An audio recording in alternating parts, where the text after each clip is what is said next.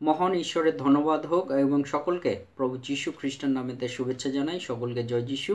আসুন আজকে আমাদের যে বিষয়, সেই বিষয়ের উপর আমরা ধ্যান দিই, আমরা আমাদের সেই বিষয়ের উপর আমরা নজর দিই এবং আমরা আলোচনা করি।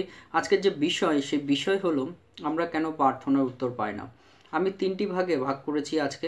আমরা কেন প্রার্থনার উত্তর পাই না, আজকে এই দ্বিতীয় পর্বে আমি আপনাদেরকে তিনটি ভাগে অর্থাৎ তিনটি বিষয় আমি উৎসাহিত করতে চাই যে কেন, এবং আপনাদেরকে জানাতে চাই যে কেন আমরা প্রার্থনার উত্তর আমরা পাই না। বাইবেল ভিত্তিক বাইবেল কি বলছে যে কেন আমরা প্রার্থনার উত্তর পাই না। প্রথম যে ভাগ বা যে বিষয় আপনাদেরকে বলতে চাই তা হলো যারা অন্যদের ক্ষমা করেন না, যারা অন্যদেরকে প্রার্থনার সময় যারা অন্যদেরকে ক্ষমা করেন না, তারা প্রার্থনার উত্তর পায় না।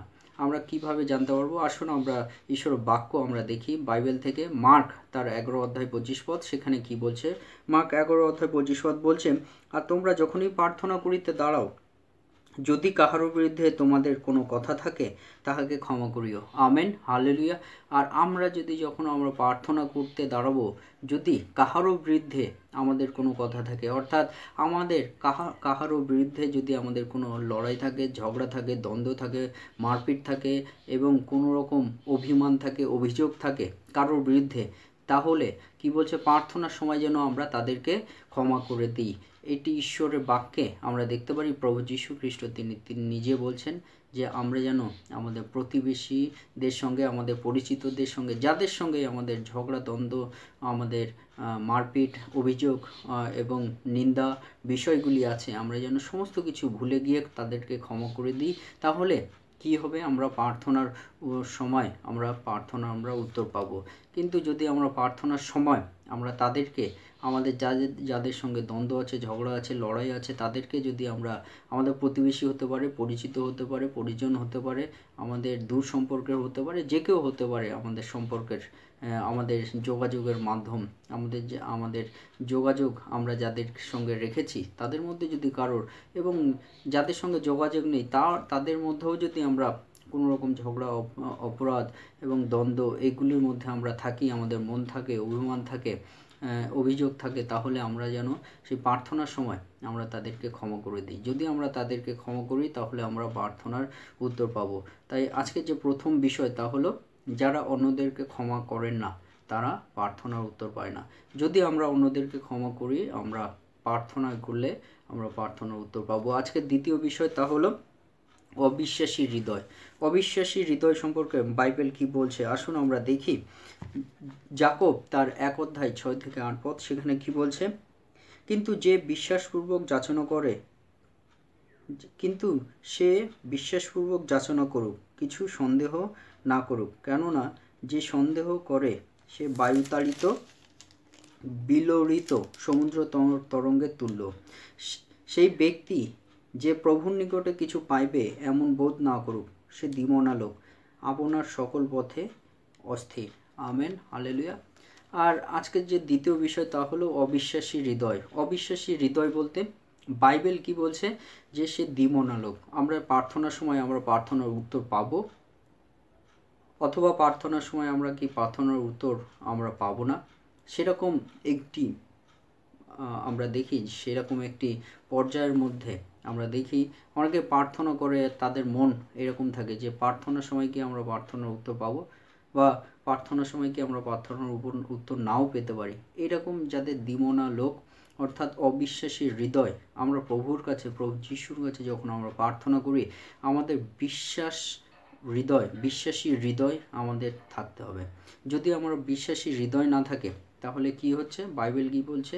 যারা দ্বিমনা, অর্থাৎ আমরা যখন প্রভুর কাছে প্রার্থনা করি তখন যেন সন্দেহ, অর্থাৎ আমরা সন্দেহপূর্বক যেন আমরা প্রার্থনা না করি। সন্দেহ বলতে আমরা কি এটা ঠিক হবে, প্রার্থনা করে এটা কি ঠিক হবে কি ঠিক হবে না, এরকম সন্দেহের মধ্যে যারা থাকে, যাদের বিশ্বাস শক্ত নয়, যাদের বিশ্বাস এখনো অবধি পরিপক্ক নয়, তাদের জন্য কি বলছে? যে প্রার্থনা করলে তারা উত্তর পাবে না। কারা উত্তর পাবে না? যাদের অবিশ্বাসী হৃদয়, সন্দেহ হৃদয় এবং বিশ্বাস নেই সেই প্রার্থনায়, তাহলে সেই প্রার্থনার উত্তর আমরা পাবো না। তাই আজকের যে দ্বিতীয় বিষয়, কেন আমরা প্রার্থনার উত্তর পাবো না, সেই দ্বিতীয় বিষয় যে যারা অবিশ্বাসী হৃদয়, যাদের সন্দেহ হৃদয়, যারা সন্দেহ করে প্রার্থনায় যে আমরা প্রার্থনা পাবো, উত্তর পাবো কি পাবো না, বা যাদের সে প্রার্থনায় বিশ্বাস নেই, কম বিশ্বাস আছে, অর্থাৎ আবার যারা দ্বিমনা লোক, অর্থাৎ অবিশ্বাসী হৃদয় বলতে কি বলছে, যারা দ্বিমনা, হবে কি হবে না, সন্দেহ হবে কি হবে না, বা বিশ্বাস কম, তাদের প্রার্থনায় তারা উত্তর পায় না। আমরা দেখি কোথায়, যাকব তার 1:6-8 পদে আমরা পাঠ করলে আমরা জানতে পারি। তাহলে কি বলছে যে আমরা কেন প্রার্থনার উত্তর পাই না, যদি আমাদের অবিশ্বাসী হৃদয় আমাদের থাকে, তাহলে আমরা প্রার্থনার উত্তর আমরা পাবো না। এবং সেই জন্য আমাদেরকে বিশ্বাসী হৃদয় থাকতে হবে, শক্ত থাকতে হবে, পরিপক্ক থাকতে হবে বিশ্বাসে, সন্দেহ যেন না থাকে প্রার্থনায়, তাহলে আমরা সেই প্রার্থনার উত্তর পাই। আর কেন পাই না আমরা বুঝতে পেরেছি আজকে দ্বিতীয় বিষয়ে, যে আমাদের অবিশ্বাসী সন্দেহ হৃদয়, দ্বিমনা হৃদয় যেন আমাদের না থাকে, যদি থাকে তাহলে আমরা প্রার্থনার উত্তর পাবো না। আজকে তৃতীয় যে বিষয় তা হলো অনুচিত উদ্দেশ্য, অর্থাৎ আমাদের যে উদ্দেশ্য, সেই উদ্দেশ্য বিষয়ে আমরা দেখব যে অনুচিত উদ্দেশ্য বলতে ইমপ্রপার, অর্থাৎ যা পরিপূর্ণ নয়, পরিপূর্ণ উদ্দেশ্য নয়, ইমপ্রপার বা সেটি পোক্ত, বা সেটি সেই উদ্দেশ্যটা সঠিক নয়, ইমপ্রপার সেই উদ্দেশ্য আমরা দেখি। সেই তৃতীয় বিষয় আজকে আপনাদেরকে উৎসাহিত করতে চাই, কেন আমরা প্রার্থনার উত্তর পাই না। আজকে তৃতীয় বিষয় হলো অনুচিত উদ্দেশ্য, আর সে কোথায় লেখা আছে আমরা দেখতে পারবো, যাকব তার 4:3 পদ, সেখানে যাকব 4:3 পদে কি লেখা আছে আমরা দেখতে পারবো।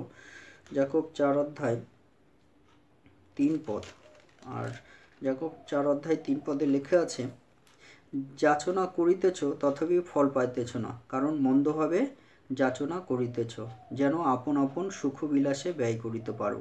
Amen, hallelujah. আর আমরা দেখি অনুচিত উদ্দেশ্য বলতে কি, আমরা যাচনা করছি কিন্তু ফল পাচ্ছি না, কারণ মন্দভাবে আমরা যাচনা করছি, অর্থাৎ ইমপ্রপার, অনুচিত বা মন্দ উদ্দেশ্য আমরা ঈশ্বরের কাছে প্রার্থনা যদি আমরা করি, তাহলে আমরা কি হয়, আমরা প্রার্থনার উত্তর পাবো না। কোথায় আমরা দেখতে পারবো, আমরা দেখতে পারবো যাকব তার 4:3 পদ, আরেকটি বার আমি পাঠ করতে চাই, কি লেখা আছে, যাচনা করিতেছ তথাপি ফল পাইতেছ না। আমরা ঈশ্বরের কাছে প্রার্থনা করছি, যাচনা অর্থাৎ প্রার্থনা করছি, চাইছি, কিন্তু আমরা ফল পাচ্ছি না, কারণ মন্দভাবে যাচনা করিতেছ, অর্থাৎ আমরা যা প্রার্থনা করছি আমরা মন্দভাবে চাইছি, মন্দ, এবং সেই প্রার্থনায় মন্দ বিষয় আছে, আর সেই মন্দ বিষয়গুলি আমরা প্রার্থনার মধ্যে চাইছি, সেইগুলি যদি থাকে যেন আপন আপন সুখবিলাসে ব্যয় করিতে পারো, অর্থাৎ আমাদের নিজের সুখের জন্য, আমাদের লাক্সারি লাইফ, আমাদের সুখবিলাস লাইফ জীবনের জন্য আমরা প্রার্থনা করে থাকি, আর সেইগুলি আমাদের দরকার নেই, সেরকম যদি মন্দ বিষয়ের উপর আমরা যাচনা করি, অর্থাৎ অনুচিত উদ্দেশ্য, এই উদ্দেশ্যগুলো সঠিক উদ্দেশ্য নয়, প্রার্থনায় আমাদের প্রয়োজনীয় বিষয়গুলি আমাদের প্রার্থনা করা উচিত।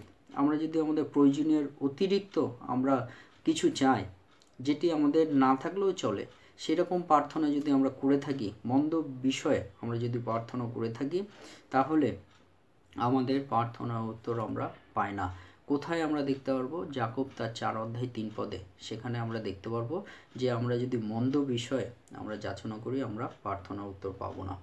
তাই খ্রিস্টের প্রিয় ভাই এবং বোনেরা, আপনাদেরকে উৎসাহিত করতে চাই, আসুন আমরা ঈশ্বরের ইচ্ছাতে আমরা প্রার্থনা করি, আমাদের প্রয়োজনীয় বিষয় সকলগুলি আমরা ঈশ্বরের কাছে আমরা তুলে ধরি এবং আমরা প্রার্থনা করি, তাহলে আমরা ঈশ্বরের আশীর্বাদ বা সান্নিধ্য আমরা পেতে পারি।